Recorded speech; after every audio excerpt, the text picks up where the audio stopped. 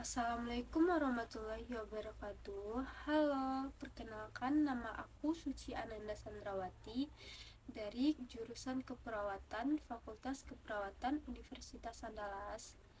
Aku berasal dari kelompok 81 Tansen. Kali ini aku akan melakukan tugas bakti yaitu narasi, logika, dan hati tentang penyalahgunaan platform digital untuk melakukan kejahatan seksual. Pertanyaannya yang pertama, apa saja bentuk-bentuk penyalahgunaan platform digital untuk melakukan kejahatan seksual? Yang pertama, kekerasan seksual yang difasilitasi oleh teknologi. Dalam kasus ini, pelaku melakukan kekerasan seksual terhadap orang lain melalui internet secara real time. Interaksi ini berbayar dan eksklusif.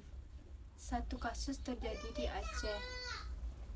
Sekumpulan pelajar dijebak oleh jaringan pelaku untuk mengirimkan gambar telanjang mereka melalui media sosial. Kemudian dieksploitasi secara seksual lewat internet dan dipaksa melacur di dunia nyata. Yang kedua, penyebaran konten seksual.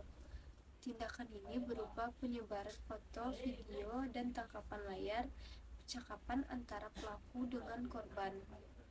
Konten yang disebarkan mengandung unsur intim dan pornografi korban.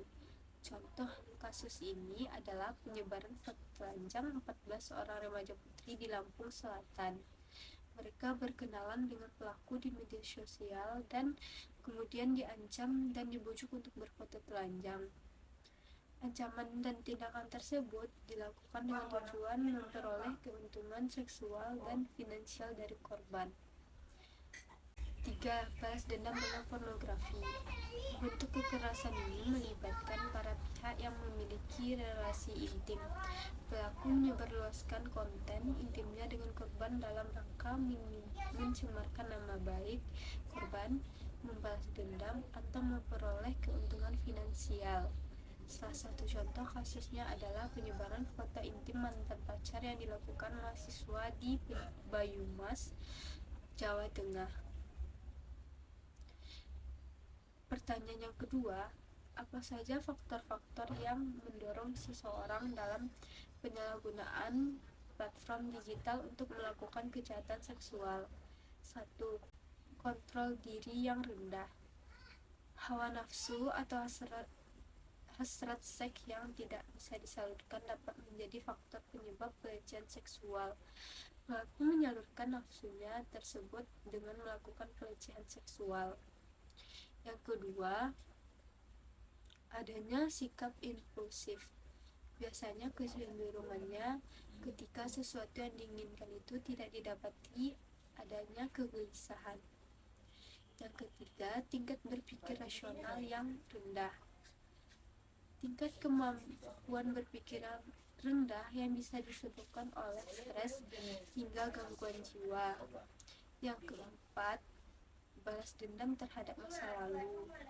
Yang kelima, ada kuasa dan kesempatan. Adanya kuasa serta kesempatan untuk melakukan kekerasan seksual merupakan faktor lainnya yang menjadi salah satu jalan untuk memasukkan hasrat pelaku. Pertanyaan yang ketiga, bagaimana caranya kita agar terhindar dari kejahatan seksual melalui penyalahgunaan platform digital?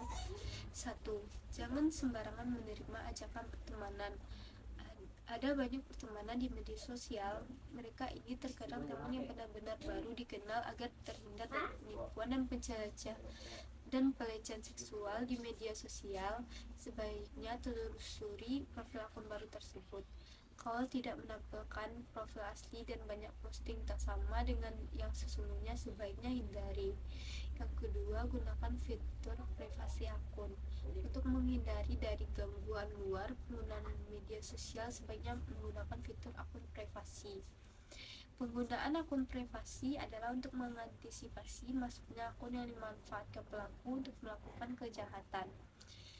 Yang ketiga, jangan sembarangan upload foto. Sudah menjadi kebiasaan orang untuk memamerkan semua aktivitas kegiatan sehari-hari agar bisa dikatakan punya aktivitas padat dan mendapat pujian. Terlalu banyak foto yang diposting membuat orang seperti tidak punya hal penting untuk dirahasiakan. Hal ini juga memicu pelaku kejahatan untuk melakukan aksinya setelah mengetahui isi rumah pengguna media sosial. Yang keempat, ganti password secara berkala. Untuk menjalankan aksinya, pelaku kejahatan seksual ini masuk dengan identitas orang lain, sehingga tak jarang banyak pengguna akun media sosial muncul ke dunia maya dengan gambar atau video porno. Padahal itu bukan dia yang mempostingnya, akibatnya korban menjadi malu dan serta tertekan secara psikologis. 5. Jangan ceritakan kehidupan pribadi di media sosial. Setiap manusia yang hidup pasti punya masalah. Besar atau kecilnya masalah itu tergantung bagaimana cara menghadapinya. Namun, jangan semua masalah kehidupan ini diceritakan di muka umum lewat media sosial.